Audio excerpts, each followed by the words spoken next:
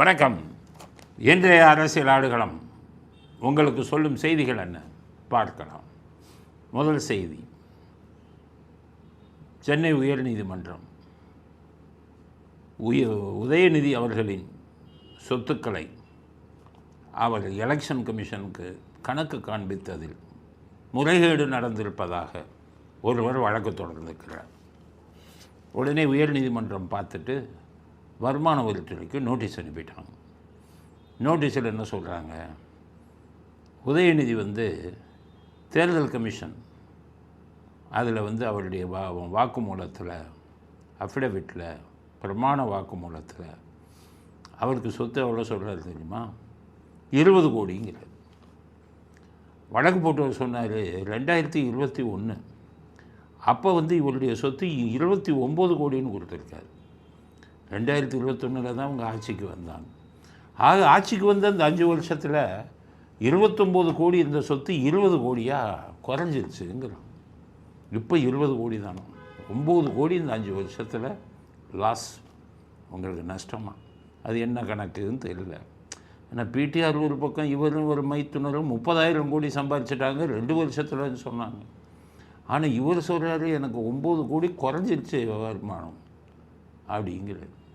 அதனால் வழக்கு போட்டவர் கேட்டார், இவர் வருமான வரி தாக்குதல் எப்படி பண்ணாருன்னு வருமான வரித்துறையிலேருந்து அறிக்கை கேளுங்க. உயர்நீதிமன்றம் கண்ணை மூடிட்டு சொல்லிட்டாங்க, வருமான வரி தாக்குதல் பண்ணுங்கள், வருமான வரி அறிக்கை தாக்கல் பண்ணுங்கள் கோர்ட்டில். ஆனால் இவங்க எப்படி கழுவுற மீனில் நழுவுற மீனாச்சு. இவங்கெல்லாம் கரெக்டாக ஆடிட்டரை வச்சு கரெக்டாக நஷ்டம்தான் காமிச்சிருப்பாங்க. இருந்தாலும் பார்ப்போம், எப்படி 29 கோடியாக இருந்த வருமானம் ஆட்சிக்கு வந்த பிறகு எப்படி 9 கோடி குறைஞ்சது. அப்போ லஞ்சமே வாங்கலைங்கிறாங்க. 30,000 கோடி அந்த கணக்கு, நோபல் ஸ்டீல் பிரைவேட் லிமிடெட் அந்த கணக்கு, நிறைய அதெல்லாம் இருக்குது. அதெல்லாம் என்ன அப்படிங்கிறத ஊரை ஏமாற்றிக்கிட்டு இருக்காங்க. வருமான வரித்துறை என்ன சொல்லுதுன்னு பார்ப்போம். இவர் அப்பா பார்த்தாருன்னா பையனுக்கு மேலே அப்பா இல்லை. அவர் என்ன சொல்லிட்டாரு, போன 2021 என் சொத்து மொத்த சொத்தே 8 கோடி தான் என்ன. இப்போ போய் 5 வருஷம் முதலமைச்சராக இருந்துட்டார்ல, அப்போ இப்போ போய் கேட்குறாங்க சொத்து மதிப்பு எவ்வளோன்னு. ஸ்டாலின் சொல்கிறார் எனக்கு 6 கோடி தான், போன 5 வருஷத்துக்கு முன்னாடி 8 கோடி, ஆட்சிக்கு வந்த பிறகு எங்களுக்கு நஷ்டம், 1 பைசா சம்பாதிக்கலை. அப்போ எல்லாம் கேட்டுருக்காங்க, என்ன சார் செந்தில் பாலாஜி டாஸ்மாகில் பூரா வாங்கினார், எல்லாம் உங்களுக்கு பங்குன்னு சொன்னாங்க. கேன்னூர் பங்கு தொடர்ந்து கொடுத்துக்கிட்டு இருக்காரு. சக்கரபாணி, மூர்த்தி எல்லாம் உங்கள் வீட்டுக்கு பங்கு வருதுங்கிறாங்க. அப்படின்னா இல்லை அதெல்லாம் ஒன்றும் கிடையாது. ஒருவேளை கிச்சன் கேபினெட்டுக்கு அந்த பங்கு போனாலும் போகலாம். என்னை பொறுத்தவரை நான் கை சுத்தம். லஞ்சம்ங்கிறதே நானும் வாங்கிறதில்லை, எங்கள் அப்பாவும் வாங்கிறதில்லை.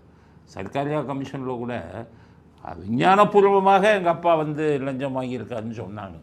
ஆனால் நான் அது கூட பண்ணுறதில்லை.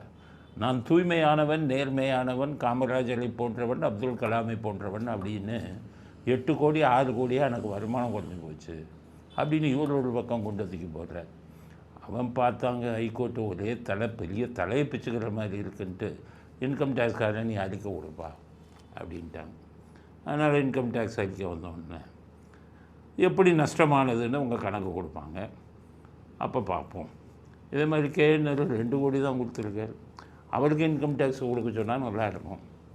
இப்போ இதில் இன்கம் டேக்ஸ் எல்லாம் கொடுத்து இவர்கள் பொய்யாக சொத்து கணக்குகளை கொடுத்துருக்கிறார்கள் அப்படின்னு புரிவானா என்ன ஆகும்னா எம்எல்ஏ பதவி போயிடும், 6 மாதம் ஜெயில், உதயநிதி ஜெயிலுக்கு போகணும், பதவியும் போயிடும், டிஸ்குவாலிஃபிகேஷன் தகுதி நீக்கம் வந்துடும். அப்படி பார்ப்போம். எனக்கு என்னென்னா அது வரை போகாது. இப்போவே இங்கேயே இந்த எலெக்ஷன்லேயே மக்கள் தகுதி நீக்கம் பண்ணிடுவாங்க. இது எலெக்ஷனை தாண்டி கோர்ட் வர போகாதுன்னு நினைக்கிறேன். பதவி நீக்கமும் வராது. ஏன்னா இடையின ஜெயிச்சா தானே பதவி நீக்கம் வரும். 2 பேரும் எம்எல்ஏவில் தோக்க போகிறாங்க. அதில் ஸ்டாலின் தோற்பது உறுதி. ஸோ உதயநிதி கொஞ்சம் எப்படி தப்பிக்கலாம்னா, இங்கே ரொம்ப அந்த தொகுதி 1.5 லட்சம் பேர் தான் ஓட்டு. அதனால் இவங்க கோல்மால் பண்ணி ஒரு 50,000-60,000 போட்டுடுவாங்க. உதயநிதி வேண்டுமானால் தகுதி நீக்கம் பண்ணலாம் வருங்காலத்தில். ஸ்டாலின் எம்எல்ஏ ஆனால் தானே தகுதி நீக்கம் பண்ண முடியும் அப்படிங்கிறது முதல் கருத்து. இந்த 8,000 கூப்பனை பற்றி நேற்றே சொன்னேன். போலி கூப்பன் கொடுத்துக்கிட்டு இருக்காங்க அப்படின்னு. எல்லாத்துக்கும் கொடுத்தான் போலி கூப்பன். அது என்ன சொல்லி கொடுக்குறான், ஏமாத்துறது திமுககாரன். இந்த கூப்பன் வந்து இப்போ நீங்கள் உபயோகிக்க முடியாது, நீங்கள் எலெக்ஷனுக்கு அப்புறம் போய் கொடுத்தீங்கன்னா கிடச்சிடும் அப்படின்னு எல்லாரையும் ஏமாத்தினான். வாங்குறவங்கெல்லாம் எலெக்ஷனுக்கு அப்புறம் கிடைச்சிருமோ அப்படின்னு சில ஏமாளிகள் வச்சுக்கிட்டே இருந்தாங்க. சில விவரமானவங்க என்ன பண்ணிட்டாங்க, கடையில் போய் கேட்டு பார்ப்போம், எலெக்ஷனுக்கு அப்புறம் கொடுப்பான் கிடைக்குமான்ட்டு. ஒரு சில விவரம் தெரிஞ்சவங்க போய் கடையில் போய் கேட்டாங்க. ஏமா அந்த கூப்பனே செல்லாதது டூப்ளிகேட்டுன்னு தூக்கி திருப்பி கொடுத்துட்டான். இப்போ மக்கள் மத்தியில் ஒரு பெரிய இது வந்துச்சு, டூப்ளிகேட் கூப்பனை கொடுத்து ஏமாத்தினான் நம்மளை அப்படின்னு சொல்லி எல்லோரும் போய் ரிப்போர்ட்லாம் பண்ணாங்க. எலெக்ஷன் கமிஷன் சொல்லிட்டான், அந்த டூப்ளிகேட் கூப்பன் கொடுக்குற வேலையை வச்சுக்காதையான்ட்டான். ஒழுங்காக வந்து கூப்பனே கொடுக்கக்கூடாது, மக்களை ஏமாத்தலையா கொடுக்கக்கூடாதுன்ட்டாங்க. அதனால் இப்போ இந்த டூப்ளிகேட் கூப்பனை கொடுத்து ஏமாற்றலான்னு பண்ணவங்கெல்லாம் இப்போ எல்லாம் தெரிஞ்சுக்கிட்டாங்க, ஏமாத்துறான். ஆக ஏமாற்றி ஓட்டு வாங்கலான்னு நினச்சாங்கல்ல, மக்கள் வந்து விழிப்புணர்வோடு ஆயிட்டாங்க. கூப்பன் உங்கள் போலி கூப்பன் உங்களுக்கே வினையாக வரப்போகுது, நீங்கள் ஏமாத்துறீங்கிறத மக்கள் புரிஞ்சுக்கிட்டாங்க. அதனால் கூப்பன் கதை இனி ஓடாது, மறுபடியும் எல்லா மக்கள் வந்து தேர்தலில் உங்களுக்கு தகுந்த பாடம் அளிக்கிறதுக்கு இப்போ போகிறாங்கங்கிறத புரிஞ்சுக்கணும். இங்கே இப்போ இன்னொரு ஃப்ராடு என்ன பண்ணுறாங்கன்னு கேளுங்க. அதாவது நம்ம வாக்கு வந்து ரகசியமானதுன்னு சொல்கிறான் எலெக்ஷன் கமிஷன். நீ ஓட்டு போடுறதே யாருக்கும் சொல்லக்கூடாது. நீ ஓட்டு போட்டு வெளியில் நான் நாளுக்கு ஓட்டு போட்டேன்னா அந்த ஓட்டே சொல்லாது, அப்படின்லாம் ரூல் இருக்குது. ஆனால் இப்போ என்ன வந்ததுன்னு கேட்டிங்கன்னா, திமுககாரன் என்ன பண்ணுறான் பாருங்கள், மிகப்பெரிய மோசடி. கற்றுக்கங்க, களவும் கற்று மறன்னா, திருடரை கூட கற்றுக்கிட்டு மறந்துடுங்கிறாங்க. அதனால் திருடர்கள் என்ன செய்கிறாங்கங்கிறத நம்ம தெரிஞ்சுக்கிட்டு புரிஞ்சுக்கங்க. நீங்கள் கொஞ்சம் ஜாக்கிரதையாக இருக்கணும்ல. என்னென்னா, இந்த தேர்தலேருந்து ஒரு புது நடைமுறையை கொண்டு வந்திருக்காங்க. 85 வயசாச்சா நீங்கள் வாக்குச்சாவடிக்க வர வேணாம், அரசு அலுவலர்கள் உங்கள் வீட்டுக்கு வருவாங்க, உங்களுக்கு வந்து ஒரு வாக்குச்சாவடியை ஒரு வாக்குச்சீட்டை கொடுப்பாங்க, உங்களுக்கு வேண்டிய அளவுக்கு ஓட்டை போடுங்க அம்மாங்க. நீங்கள் ஓட்டை போட்டோன்னா அவங்களே மடித்த கவரில் வச்சுட்டு அங்கே போய் ஓட்டு எண்ணும் போது உங்கள் இதையும் சேர்த்து எண்ணுவாங்க. இது யார் யாருக்கு, 85 வயசானவங்க, அதுக்கப்புறம் மாற்றுத்திறனாளிகள், 40% மேலே உடல் பாதிக்கப்பட்ட மாற்றுத்திறனாளிகள், இவங்க 2 பேர்த்துக்கு இது உண்டு. இதில் என்ன ஆயிடுச்சு, நிறைய பேர் அது இப்போவே அந்த வாக்கை வந்து இப்போவே எடுக்கிறாங்க. 24 23 வரை காத்திருக்க வேண்டிய அவசியம் இல்லை. இப்போவே வந்துக்கிட்டு ஒவ்வொரு வீடும் போய் வயசானவங்க 85 வயசு மாற்றுத்திறனாளிகளுக்கு வாக்கு வாங்குகிறாங்க, வாக்குச்சீட்டு கொடுத்து. இந்த திருட்டு கூட்டம் என்ன பண்ணுறான், திமுககாரன் அந்த மாற்றுத்திறனாளிகள் அந்த வயசானவங்க ஓட்டை வாங்க போகிறான்ல அரசு ஊழியர்கள், அவன் கூடயே போகிறான். இவனுக்கு என்ன வேலைங்க, எந்த கட்சிக்காரங்களும் கூட போகல, பாஜகக்காரங்க, ஏடிஎம்கேக்காரங்க, தாவேக்காரங்க யாருமே கூட போகல. காரணம், அவன் மக்களை நம்பி இருக்கான், மக்கள் செல்வாக்க. இவன் மோசடி பண்ணணும், ஃப்ராடு பண்ணணுங்கிறதுக்காக சுற்றிக்கிட்டே இருக்கான். அதனால் அந்த அரசு ஊழியர் கூடயே போகிறான். அப்போ ஒரு மாற்றுத்திறனாளி வீட்டுக்கு போனாங்க, அரசு ஊழியர் போய் வாக்கு சீட்டை கொடுத்தாங்க. அவன் திமுகவுக்கு போடல, அவர் மாற்றுத்திறனாளி வேறு ஒரு கட்சிக்கு போட்டார். அப்போ பாருங்கள், அரசு ஊழியர் எப்படி ஒத்துழைக்கிறான் பாருங்கள். அந்த திமுக ஃப்ராடு பண்ணுறவனோட அந்த அரசு ஊழியர் அந்த வாக்குச்சீட்டை வச்சுட்டு, ரகசியமானது இல்லை, உள்ளே வச்சுட்டு இல்லை வரணும், அவர் என்ன பண்ணிட்டார், திமுககார்கிட்ட காமிச்சிட்டார். அவன் பார்த்தான் நமக்கு போடலையே அப்படின்னு சொல்லி இப்போ போய் அந்த மாற்றுத்திறனாளியை மிரட்டி கொண்டு இருக்கிறதாக மாற்றுத்திறனாளியே சொல்லியிருக்காரு. வாக்கு ரகசியம்னு சொன்னாங்க, அரசாங்க ஊழியர் வந்தார் வாக்குச்சீட்டை எடுத்து, அவர் ரகசியத்தை காப்பாற்றுவாருன்னு வேற ஒரு கட்சிக்கு ஓட்டு போட்டேன். திமுககாரன் டெய்லி வந்து என் கட்சிக்கு நீ போடலையா, அவனை என்ன பண்ணுறேன் பாருன்னு மிரட்டிக்கிட்டு இருக்கான். எங்களை இதுலேருந்து எப்படி காப்பாற்ற போகிறீங்கன்னு கேட்குறேன். இது மிகப்பெரியது. நம்ம வாக்கு ரகசியம் நம்ம நினச்சிக்கிட்டு இருக்கோம். திமுககாரன் எல்லா அயோக்கியத்தனம் பண்ணுறதை கண்டுபிடிச்சிடறான். நிறைய மதுரை பக்கம் இருக்கிறவங்ககிட்ட எல்லாம் போய் என்ன சொல்கிறான், நீ யாருக்கு ஓட்டு போட்டேன்னு நான் கண்டுபிடிச்சிடுவேன், திமுகவை தவிர வேறு யாருக்கு ஓட்டு போட்ட நீ உயிரோடு இருக்க மாட்டேன் அப்படின்னு ஒவ்வொருத்தரையும். அதுவும் குறிப்பாக பெண்களெல்லாம் போய் பயமுறுத்திக்கிட்டு இருக்காங்க. 2024 MP தேர்தலேருந்து ரிப்போர்ட் வந்தது, இதே மாதிரி பயமுறுத்திக்கிட்டு இருக்கான். வாக்குச்சாவடி உள்ள நீங்கள் வாக்களிக்க போகும்போது உங்கள் கை எங்கே போகுது, சூரியன் இப்போ மேலே இருக்குதுன்னா உங்கள் கை கீழே போச்சுன்னா அவன் பார்ப்பான், அந்த கை அசைவு எப்படி இருக்குது, இப்படி மேலே போனீங்கன்னா நம்ம கட்சி, கீழே வந்தால் வேறு கட்சி, நீங்கள் வெளியில் வந்தோடனே சொல்லலாம் உன்னை வந்து கவனிச்சுக்கிறேன்மா. அப்போ வாக்குடைய ரகசியம் என்ன ஆகுது. சேகர்பாபு என்ன பண்ணார், சேகர்பாபு அவருடைய துறைமுகம் தொகுதியில் வட இந்தியர்கள் அதிகம் இருக்கக்கூடியது சவுகார்பேட்டை. சவுகார்பேட்டையில் அத்தனை பேரும் நேஷ்னல் பார்ட்டிக்கு தான் போடுவாங்க, தேசிய கட்சி காங்கிரஸ்ன்னு தான் போடுவாங்க, பிஜேபி. சேர்பாவுக்கு ஒருத்தர் ஓட்டு போடல. அப்போ க்ளீனாக பார்த்துட்டாரே, சவுகார்பேட்டையில் நமக்கு 9 ஓட்டு தான் விழுந்திருக்கு, அவங்கள கவனிச்சுக்கிறேன்னு மந்திரி ஆனோன்னா கரெக்டாக கட் பண்ணார். அவங்க போய் இவங்க மின்சாரத்துறையில் போய் நின்னா என்ஜினியர் என்ன சொல்கிறான், எம்எல்ஏவை போய் பாருங்கிறான். அப்புறம் உனக்கு எதுக்கு சம்பளம் கொடுத்து உட்கார வச்சுருக்கு, எம்எல்ஏட்ட போகிறாங்க. சேர்பாவிட்ட நீ எனக்கா ஓட்டு போட்ட, உனக்கு கரண்ட்டு கட்டுப்படி தான், 2 நாளைக்கு கஷ்டப்படு, தண்ணியை கட் பண்ணு, மின்சாரத்தை கட் பண்ணு, இந்த வேலையை பூரா பண்ணார். அப்புறம் நம்ம வாக்கு இது போயிடுச்சு ரகசியம். அப்புறம் சவுகார்பேட்டையில் அவங்க மீட்டிங் போட்டு முடிவு பண்ணாங்க, இந்த கூட்டம் இருக்கிறவரை இவங்களுக்கு ஓட்டு போட்டுருப்பா, இவன் பாட்டுக்கு ஆட்சிக்கு வந்துட்டான்னா நம்மளை காலி பண்ணிடுவான், கரண்ட்டை கட் பண்ணுவான், இதை பண்ணுவான். அப்போ வாக்கு ரகசியம், உங்கள் வாக்கு ரகசியமானதுன்னு ஏன் போடுறீங்க? அந்த காலத்தில் தான் வாக்குச்சீட்டு இருக்குமே.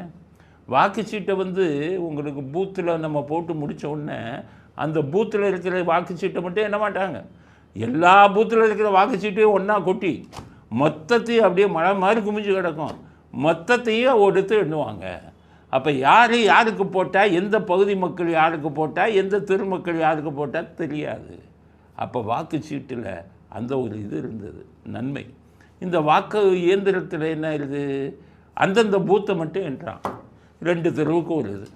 கிராமத்தில் பார்த்திங்கன்னா ஒரு கிராமத்துக்கு ஒரு பெட்டி, அவன் தெரிஞ்சுக்குவான் இந்த கிராமத்துக்காரன் போடலன்னு, அடிப்பான், குத்துவான், இதெல்லாம் பண்ணுவான். 1980 கருணாநிதி தோத்தார் அண்ணா நகரில்.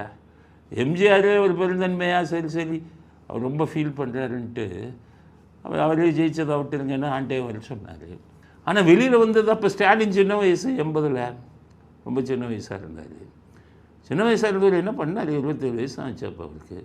ஷெனாய் நகர் பகுதியில் இருக்கக்கூடிய வீடுகள்லாம் கள்ள விட்டு வச்சாங்க நைட்டு 12 மணிக்கு. ஏன்னா ஷெனாய் நகர் இதில் இதுவே இல்லை, வாக்கு விழுகிற. அதுக்கப்புறம் தான் மாற்றி அந்த 80க்கு அப்புறம் இன்னமே எல்லாத்தையும் ஒன்றா கொட்டியன்னுன்னாங்க. ஆக இவர்கள் இருக்கும் வரை வாக்கு ரகசியமே இல்லை. நீங்கள் யாருக்கும் வாக்கு போட்டீங்கிறது தெரிஞ்சுக்கிறது மட்டுமில்லை, தெரிஞ்சதுக்கப்புறம் உங்களை பழிவாங்கும் நடவடிக்கையில் ஈடுபடுவார்கள். அதனால் நான் என்ன சொல்கிறேன், என்டிஏ கட்சிக்காரவங்களுக்கு, அதிமுக, பிஜேபி, டிவிகே எல்லாத்துக்கும் சொல்கிறேன், நீங்கள் சும்மா வேலை பார்த்தா மட்டும் போது அது தேர்தலில் உங்களுக்கு ஓட்டு போட்டவங்களை காப்பாற்றணும். இது முடிஞ்சவொன்னே போய் மிரட்டும், நீ எனக்கு ஓட்டு போடலன்னு எல்லார்ட்டையும் சொல்லிடுங்க, யாருக்கும் பயப்படாதீர்கள், நீங்கள் ஓட்டு போட்டீங்கன்னு மிரட்டினா எங்கிட்ட சொல்லுங்கள், நாங்கள் பார்த்துக்குறோன்னு. நீங்கள் 2 பேரும் ஒன்றா சேர்ந்து திமுக ரவுடிகளை விரட்டி அடியுங்கள், மக்களை ஓட்டு போட்ட மக்களை திமுக ரவுடிகளிடமிருந்து காப்பாற்றுங்கள். நிறையா இது வச்சுருக்கான் சொன்ன தந்திரம், அந்த தந்திரத்தில் இது ஒன்று, மக்களை பயமுறுத்தி ஓட்ட வாங்குறது. முன்னாடியே சொல்லிடுவான், வீடு வீடுக்கு போய் பயமுறுத்துவான். அதனால் ரொம்ப ஜாக்கிரதையாக இருங்க. ஒவ்வொரு வீட்லேயும் போய் சொல்லுங்கள், அம்மா நீங்கள் கவலைப்படாதீங்க, உங்கள் வாட்டுக்கு ரகசியம்தான், நீங்கள் வாடு போய் போட்டு வாங்க, திமுகவை சேர்ந்தவன் எவனாவது உங்களை பயமுறுத்தினாலும் எங்களுக்கு ஃபோன் பண்ணுங்கள் அப்படின்னு சொல்லுங்கள். அப்போ தான் மக்கள் தைரியமாக ஓட்டு போடுவாங்க. ஏற்கனவே சொல்லியிருக்கேன், நிறைய விஷயம்லாம் பண்ணுவாங்க, அது ஒன்றுனா சொல்கிறேன். இப்போ இன்றைக்கி இந்த வாக்கு போடுறவர்களை எப்படி தொந்தரவு பண்ணுவான், எப்படி பயமுறுத்துவான் அப்படிங்கிறத தெரிந்து கொண்டு 2 கட்சிகளும் 2 கட்சியின் தொண்டர்களும் பார்த்துக்கோங்க. ஒவ்வொரு பூத்திலையும் ஒவ்வொரு கட்சியிலையும் 20 பேர் நில்லுங்க, 40 பேர் வெளியில் நில்லுங்க. ஒரு பிரச்சனைன்னு வந்தால் அந்த பூத்துக்கு போயிருங்க, காவல்துறைக்கு ஃபோன் பண்ணுங்க, தேர்தல் கொஞ்சம் ஃபோன் பண்ணிவிட்டு அங்கே போய்க்கோங்க. போனீங்கன்னா ஓடிடுவான் எல்லா திமுககாரன். ஏன் இப்படி உயிரை கொடுத்து வேலை செய்கிறான்னா, மண்ணழுறவன், மலையை உடைக்கிறவன், ரவுடித்தனம் பண்ணுறவன், மாமூல் வாங்குறவன், அந்த கள்ளச்சாராயம் காய்ச்சுறவன், ஸ்டாஸ்மாக்கில் கள்ளச்சரக்கு விற்கிறவன், அதை இந்த கூட்டம் தான் திமுகவில் இருக்கான். அவன் என்ன நினைக்கிறான், இதெல்லாம் நமக்கு நல்லா எப்போ கிடைக்கும், நம்ம இவங்க ஆட்சிக்கு வந்தால் தான் இந்த சமூக விரோத செயல்களில் நம்ம பண்ணலாம், பாலியல் பலாத்காரம் பண்ணுறவன், இவங்க எல்லாம் ஒன்றா சேர்ந்துட்டு உயிரை கொடுத்து வேலை செய்வான். ஏன்னா நம்ம கதை நடக்காது, நம்ம சமூக விரோத செயல்களில் ஈடுபட முடியாது. அதனால் தான் திமுகவிற்கு உயிரை கொடுத்து வேலை செய்கிறார்கள். அந்த இவங்ககிட்ட இருந்து நீங்கள் தமிழ்நாட்டை காப்பாற்றணும்னா நீங்களும் திறமையோடு நடக்கணும், பயமுறுத்துகிறவங்களை நீங்கள் பயமுறுத்தணும், காவல்துறைக்கு சொல்லணும், இதுவெல்லாம் செய்யுங்க. அப்படிங்கிறது இந்த மாற்றுத்திறனாளியை எப்படி பயமுறுத்தியிருக்காங்கன்னு பாருங்கள். அப்போ அடுத்து பாவம் 85 வயசுக்காரவங்கெல்லாம் இதை படித்தாங்கன்னு வைங்க, எதுக்குப்பா கூட வராங்க? ஒரு அரசு ஊழியருடன் இவர்கள் எப்படி போகலாம்? யார் அனுமதித்தது? அந்த அரசு ஊழியரை டிஸ்மிஸ் பண்ணுங்க, ஒரு அறிக்கை விடுங்க தேர்தல் கமிஷன். இந்த வீட்டில் போய் ஓட்டு வாங்குகிற இதுக்கு அரசு ஊழியர்கள் கூட எந்த கட்சிக்காரனை கூட்டிகிட்டு போனீங்கன்னா உங்களை டிஸ்மிஸ் பண்ணுவேன்னு சொல்லுங்கள். அப்போ தான் இந்த சமூக விரோத கும்பல் இந்த மாதிரி சமூக விரோத நடவடிக்கைகளை ஈடுபட மாட்டார்கள் என்பதை அடுத்த கட்ட கருத்தாக பதிவு செய்ய வேண்டும். அடுத்த விஷயம், தேர்தல் பிரச்சாரம் சூடு பிடித்து கொண்டிருக்கிறது. திமுகவில் மட்டும் சூடு முடிக்கலை, ஒன்றும் முடிக்கலை. இப்போ துர்கா ஸ்டாலின் போய் தேர்தல் பிரச்சாரம் பண்ணுறாங்க அப்படின்னா எல்லா தொகுதியும் போகணும்ல, ஒரே ஒரு தொகுதிக்கு மட்டும் போகிறாங்க. என்னென்னா திருவள்ளூர், சென்னைக்கு பக்கத்தில், அங்கே மட்டும் ஒரே ஒரு தொகுதியில் போய் பிரச்சாரம் பண்ணுறாங்க. யார் வந்திருக்காங்க பார்த்தீங்களா? பார்த்துருக்கோம். ஆமாம், 50 வருஷமா அதுக்கு வந்து எங்களுக்கு எல்லாருமே இது ரொம்ப சந்தோஷமா.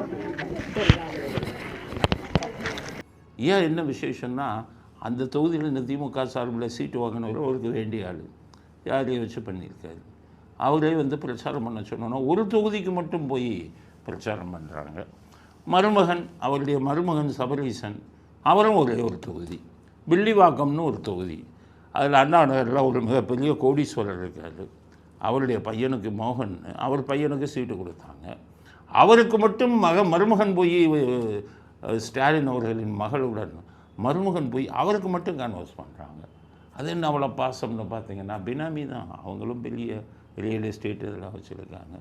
அந்த ஜி ஸ்கொயர் இதெல்லாம் பினாமியாக இருக்கும், அவங்களுக்கு மட்டும் போய் செய்கிறார். அது மட்டும் இல்லை, அந்த இவர் ஆதவர்ஜுன் இருக்கார்ல, சபரீசனோட தானே முதல்ல வேலை செஞ்சார், என்னை விட்டுட்டு நீ அந்த பக்கம் போயிட்டியா அப்படிங்கிற கோபம். அதனால் அவர் அங்கே மட்டும் பிரச்சாரம் பண்ணுறாரு. ஸ்டாலின் தான் சொல்கிறேன்ல, தேர்தல் பரப்புரையே இல்லை, ஏதாச்சும் ஒரு நாளைக்கு ஒரு பொதுக்கூட்டத்தில் போய் பேசிட்டு வந்துடுறாரு. உதயநிதி மட்டும்தான் சுற்றுறாரு, அதுவும் என்னென்னத்தையோ பேசி எடப்பாடி ஃபோட்டோவை காமிச்சு அவர் கள்ள ட்ரெயின், துபாய் விஷயம் இது மாதிரி சொல்லி ரொம்ப கேவலமாக போச்சு. உடனே அதை விட்டுட்டு மார்ட்டினுடைய பையன் சார்லஸ் மார்ட்டினை சொன்னார். அவர் இன்னும் உனக்கு என்னையா 4 கேர்ள் ஃப்ரெண்டு எல்லாம் கல்யாணத்துக்கு முன்னாடி லவ் பண்ணுவான், நீ கல்யாணத்துக்கு அப்புறம் லவ் பண்ணிவிட்டு சூசைடு பண்ணுற, பாலிடாடை குடிக்கிறேன்னா மானத்தை கப்பளித்து விட்டார். அதனால் இவரும் வந்து இவர் சொல்கிறாராம், உதயநிதி, என்னப்பா வாயை திறக்கவே பயமாக இருக்குது, எதை திறந்தாலும் வம்பு வருது அப்படின்னு. அவருடைய பிரச்சாரமும் கொஞ்சம் வேகம் குறைஞ்சி போச்சு. அவர் எப்போவுமே 5 மணிக்கு தான் எழுந்திருப்பார் சாயங்காலம். 5 மணிக்கு மேலே போனால் என்ன 4-5 மணி நேரம் எவ்வளோ இடத்த பார்க்க முடியும், எவ்வளோ இடத்த சுற்ற முடியும். அதனால் மிக மிக டல்லாக இருக்குது திமுக பிரச்சாரம். போன தடவை வடிவேல் வந்தார், இந்த தடவை வடிவேலும் வரல. ஒரு தடவை வந்துட்டு ஓடிட்டார். வடிவேல்கிட்ட சர்க்கிளில் கேட்டோம், ஏன் வடிவேல் வந்துட்டு ஓடிட்டார்? கூட்டமே இல்லை.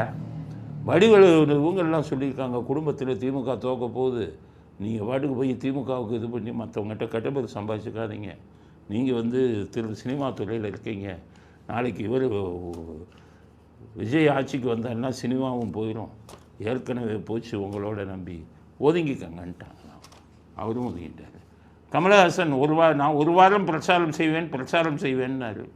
இன்றைக்கி புதன்கிழமை, இன்னும் 5 நாள் தான் இருக்குது பிரச்சாரம். ஏன்னா செவ்வாய்க்கிழமையோட பிரச்சாரம் நின்றுடும். இன்னும் 5 நாளில் கமலஹாசன் போய் எங்கே சுற்ற போகிறாரு ஒன்றும் தெரியல. ஆனால் என்டிஏ வேகமாக இருக்குது. என்டிஏ பிரச்சாரம், மோடி வர்றாரு, அமித்ஷா வர்றாரு, அண்ணாமலை சுற்றுறாரு, எடப்பாடி சுற்றுறாரு, எல்லாம் ஒவ்வொரு பக்கமும் வேகமாக பண்ணுறாங்க. கூட்டத்தையும் கூட்டிடுறாங்க. அது எப்படி கூட்டுறாங்களோ, சில பேர் காசு கொடுத்தா எப்படியோ கூட்டுறாங்க. உங்களால் காசு கொடுத்து கூட்ட முடியலையே, ஸ்டாலினெல்லாம் காசு கொடுத்து கூட்ட வேண்டியது தானே.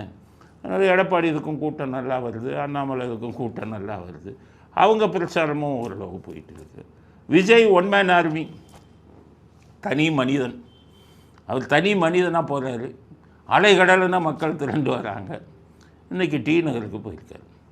இப்போ இதில் இந்த பிரச்சாரத்தில், விஜய் பிரச்சாரத்தில் ஒன்று என்ன பண்ணணும்னா, காவல்துறை பாதுகாப்பு எப்படி கொடுத்துருக்காங்க பாரு, இந்த வீடியோவை பாரு.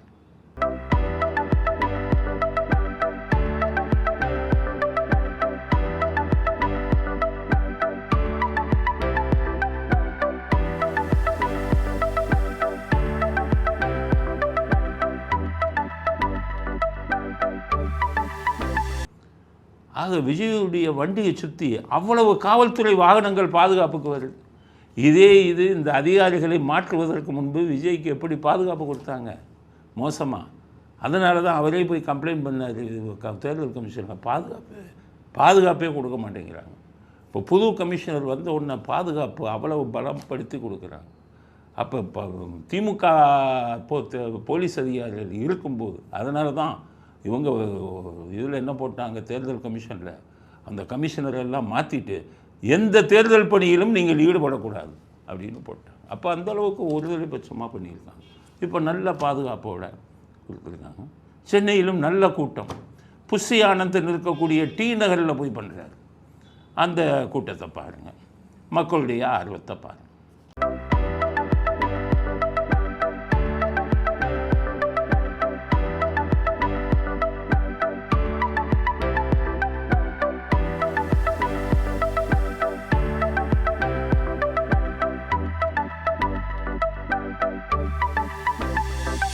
என்னடா இதில் தூத்துக்குடியில் அவ்வளோ கூட்டம் இருந்தது, திருப்பூரில் அவ்வளோ கூட்டம் இருந்தது, சென்னையில் இல்லைன்னா அங்கெல்லாம் வெட்ட வெளி பெரிய இடங்கள்.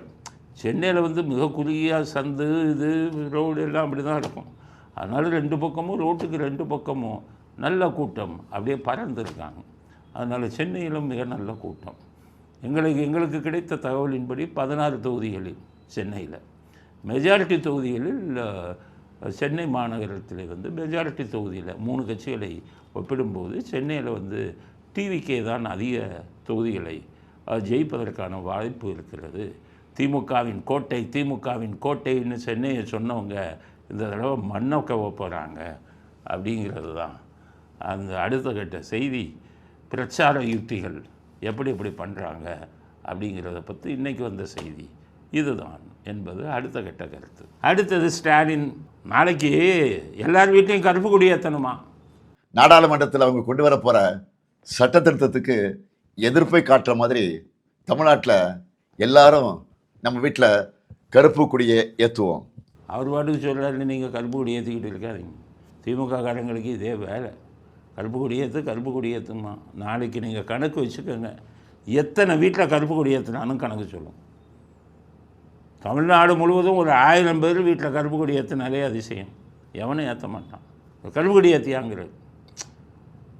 திமுக கருப்பு கொடி, ஈவேரா, அண்ணாதுரை, கருணாநிதினாலே கருப்பு கொடினா என்ன ஞாபகம் வரும்னா, சுதந்திர தினத்தன்னைக்கு இதே மாதிரி கருப்பு கொடி ஏற்றின குரூப்பு. சுதந்திரம் கிடைச்ச இன்னைக்கு இந்தியாவே பாரதியார் எழுதின மாதிரி ஆடுவோமே பள்ளு பாடுவோமே ஆனந்த சுதந்திரம் அடைந்து விட்டோம் என்று. சுதந்திரத்துக்கு அப்புறம் பாரதியார் இல்லை. சுதந்திரம் கிடைக்கும் போது அதை பார்த்துக்கக்கூடிய ஒரு இது வந்து புண்ணியம் வந்து பார்க்கக்கூடிய ஒரு இது வந்து இவருக்கு கிடைக்கிற அதிர்ஷ்டம் இல்லை. பாரதியார் சுதந்திரம் கிடைக்க முன்னாடியே செத்துட்டார். ஆனால் இறப்பதற்கு முன்பே, சுதந்திரம் கிடைப்பதற்கு முன்பே, சுதந்திரம் கிடைத்தால் எப்படி மகிழ்ச்சியோடு நம்ம பாடணும்னு சொல்லி கவிதை எழுதினார். அதுதான் ஆடுவோமே பள்ளு பாடுவோமே ஆனந்த சுதந்திரம் அடைந்து விட்டோம் என்று. ஆனால் அதே 1947 ஆகஸ்ட் 15 இந்தியா முழுவதும் ஸ்வீட்டு கொடுத்தாங்க, எல்லாம் பாட்டு பாடினாங்க, நடனம் ஆடினாங்க, ரோட்டில் போய் பெண்கள் குழந்தைகள் எல்லாம் நாடு சுதந்திரம் அடைந்து விட்டது ஆடிக்கிட்டே இருந்தாங்க. இந்த குரூப், இந்த கூட்டம் இருக்கான இவன் பூரா வீட்டில் கருப்பு கொடி ஏற்றினான். அன்றைக்கே உதைக்க போனாங்க. எல்லாம் என்ன நாடு சுதந்திரம் கொண்டாடிக்கிட்டு இருக்கு, இந்த குரூப் மட்டும் கருப்பு கொடி ஏற்றினா. இதில் சொன்னார், ஏன் கருப்பு கொடி ஏற்றுறேன்னா, நம்ம இந்தியாவுக்கு சுதந்திரம் கிடைக்கும் அளவிற்கு இந்தியாக்காரனுக்கு தகுதி இல்லை அப்படின்ட்டு. அப்புறம் சொன்னாங்க, பகுத்தறிவாதி மாதிரி பேசுகிற. அது இல்லை, சுதந்திரத்தை ஏன்ட்ட கொடுன்னார். இவங்கெல்லாம் ஜஸ்டிஸ் கட்சி, காங்கிரஸ்கிட்ட கொடுக்காதன்னாங்க. காங்கிரஸில் தான்ப்பா காந்தி இந்த மாதிரி எல்லாம் நல்லா இல்லைங்க ஏதோ இதெல்லாம் போராட்டம் பண்ணாங்க. இதில் எவையா ஜெயிலுக்கு போனான், நீ வந்து ஜல்லக்காரனுக்கு ஜால்ரா அடித்த கட்சி ஜஸ்டிஸ் கட்சி, உனக்கு எவையா வந்து இதை கொடுப்பான் சுதந்திரத்தை உன் கையில்னாங்க. அப்போ ஈவேரா இல்லை பண்ணணும், வெள்ளைக்காரன் நல்லவன், நம்ம இந்தியாக்காரன்லாம் கெட்டவன் அயோக்கியன் ஈவேரா. அதனால் சுதந்திரம் கொடுக்கக்கூடாது அப்படின்னு கருப்பு கொடி ஏற்றினான். அப்போ கருப்பு கொடி ஏற்றினானுங்க. இந்த கருப்பு கொடியை பிடிச்சிக்கிட்டான். எப்போ பார்த்தாலும் கருப்பு இதை போடுவான், கருப்பு சட்டை போடுவான், கருப்பு கொடி. இதுதான் அவங்களுடைய ட்ரேட்மார்க். எங்கே போனாலும் கருப்பு சட்டை தான் போடுவான். ஏதாச்சும் ஒரு முக்கியமான இதுக்கு எதிர்ப்பு தெரிவிக்கப்பட்டால் பரவாயில்ல, இவங்களுடைய யூனிஃபார்மே கருப்பு. அவ்வளோ பேரும் கருப்பு கருப்பு கருப்பு. அப்போ தான் எல்லாம் என்ன சொன்னாங்க, ஏன் கருப்பு கட்சி ஒட்டி போடுறான், ஏதோ சுதந்திர தினத்துக்கு தான் கருப்பு கொடி ஏற்றினான், ஏன் எப்போ பார்த்தாலும் கருப்பு சட்டை போடுறான்னா, எவனுக்குமே ஒரு சட்டைக்கு மேலே போடுற அளவுக்கு வசதி இல்லை. இன்றைக்கெல்லாம் கோடீஸ்வரன் ஆகிட்டான். அதனால் சார் இந்த கருப்பு சட்டையில் போட்டிங்கன்னா அழுக்கே தெரியாது, துவைக்க வேண்டிய அவசியம் இருக்காது. ஒரே சட்டையவே ஒரு வருஷம் போடுவான். அது மாதிரி இவங்க இருந்த நிலைமை. அதனால தான் சார் இவங்க கருப்பு சட்டை போடுறாங்க. அதே மாதிரி இப்போ கருப்பு கொடி மேலே மறுபடியும் பாசம் வந்துச்சு, கருப்பு கொடி கட்டுங்கிறது. திமுக ஏன்னு கேட்பானா, அவன் கேட்க மாட்டான். தலைவர் சொல்லிட்டாருமா, மொத்தம் 1000 பேருக்கு கட்டினாலே கொடி ஏற்றினாலே. அவனை ஸ்டாலின்கிட்ட கேட்டாங்க, என்ன சார் ஏன் சார் இந்த தொகுதி சீரமைப்பு இருக்க மறுசீரமைப்பு, அதை எதிர்ப்பு தெரிவித்து கருப்பு கொடி கட்டுறான்னு.